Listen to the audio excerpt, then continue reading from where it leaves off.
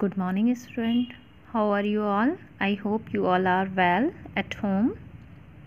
So I hope you have enjoyed last chapters, the beggar and the five docile. Now I will teach you chapter 7, foreign lands. It is a poem about the world and a boy who is climbing tree.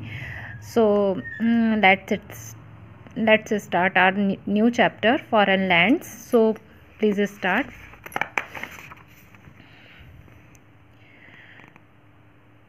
Have you ever wondered how the foreign lands look like? Let us read a poem to get sneak peek of the land far away.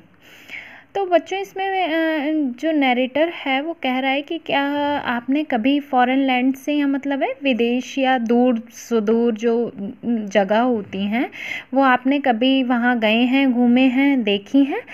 तो उसके बारे में बात है। तो उससे पहले हम जानेंगे कि इसके नरेटर कौन हैं।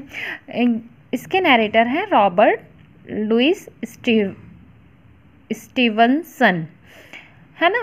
तो ये एक नॉवलिस्ट भी थे, पोइट भी थे और एक ट्रैवल राइटर भी थी, और वो बहुत फेमस थे। उन्होंने कई अच्छे अच्छे नॉवेल्स लिखे थे, जैसे कि treasure island, kidnapped and his poetry for children, foreign lands. और फॉरेन लैंड उन्हीं की एक कविताओं में शामिल है, from a famous collection called a child's garden of verses. So now we will start the chapter. Up into the cherry tree, who should climb but little me? I held the trunk with both my hand and looked abroad on foreign land.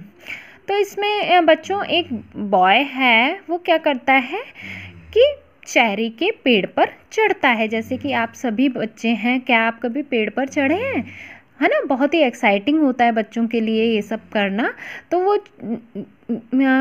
ऊंचाई पर पेड़ पर चढ़ता है, cherry के पेड़ पर चढ़ता है, और वो कहता है कि मैं बहुत छोटा हूँ। और वो क्या करता है, ट्रंक पकड़ता है, यानी पेड़ों पे जो मोटी मोटी शाखाएं होती हैं उनको पकड़ के वो चढ़ता है और उनसे शाखा को होल्ड करके रखता है, और वहाँ पे बैठ के वो देखता है अब्रॉड ऑन फॉरेन लैंड्स का यह मतलब है दूर दूर। फॉरेन लैंड से मतलब है दूर जो हैं, वैसे तो फॉरेन से मतलब विदेश होता है, अब्रॉड से भी मतलब विदेश होता है, पर यहाँ पे अब्रॉड से मतलब क्या लिया गया है, दूर जो चीज़ें हैं वो देख रहा है, दूर की जो जगहें हैं। क्योंकि आपने अक्सर देखा होगा कि ऊंचाई पर बैठ के आपको दूर की चीज़ें, जैसे आप अपने घर की मान लीजिए छत पर ही जाते हैं, तो उस पर वहाँ से आप नीचे की ओर देखते हैं या दूर की ओर देखते हैं तो बहुत आसानी से दिख जाता है।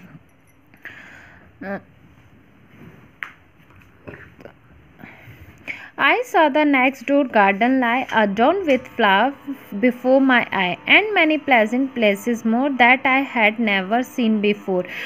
अब इसमें नेक्स्ट स्टेंजा क्या है, I saw the next door garden lie. तो वो कहता है कि दूर सुदूर मैंने एक चीज़ क्या और देखी कि एक गार्डन और भी देखा, है ना, फॉरेन लैंड पे।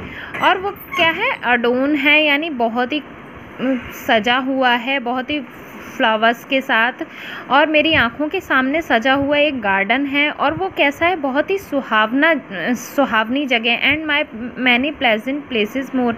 और वो क्या है, बहुत ही वहाँ पर बहुत सारी बहुत ही सुहावनी जगह हैं, that I had never seen before, जिसको कि मैंने पहले कभी नहीं देखा। अब यहाँ पे बिफोर दो जगह आ रहा है, पर बिफोर सेम वर्ड है लेकिन यहाँ पर मीनिंग अलग अलग है। बिफोर माई आइज़ वाले बिफोर में मतलब ये है कि मेरी आँखों के सामने, है ना।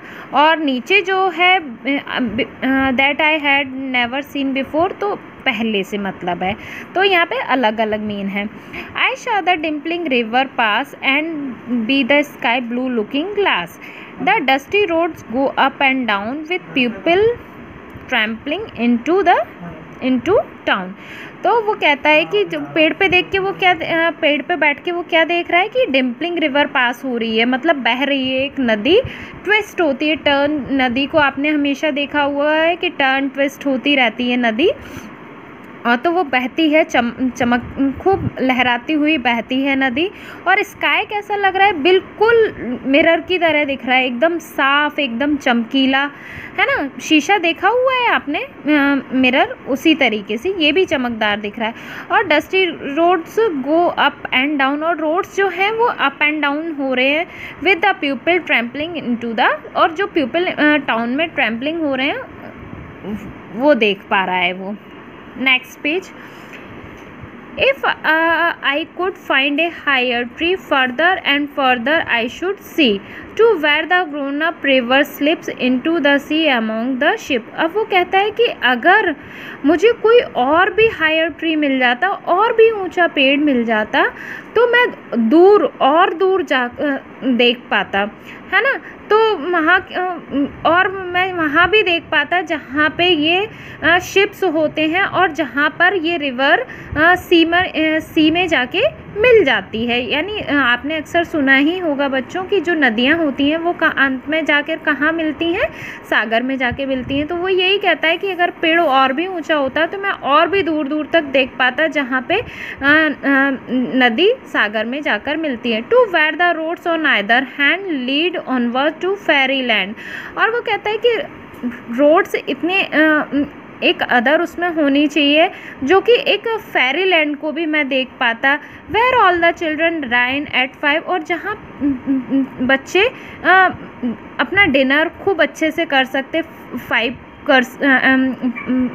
टाइम कर सकते। And all the play things come alive. और उसको लगता है कि मतलब ये चीज़ें ऐसे होनी चाहिए थी, मतलब कि है ना, जो प्ले थिंग्स होती हैं यानी टॉय होते, वो काश कैसे हो जाते, अलाइव हो जाते, यानी ज़िंदा होते, तो उनके साथ खेलने में भी और मज़ा आता। तो I hope you all have enjoyed this chapter. So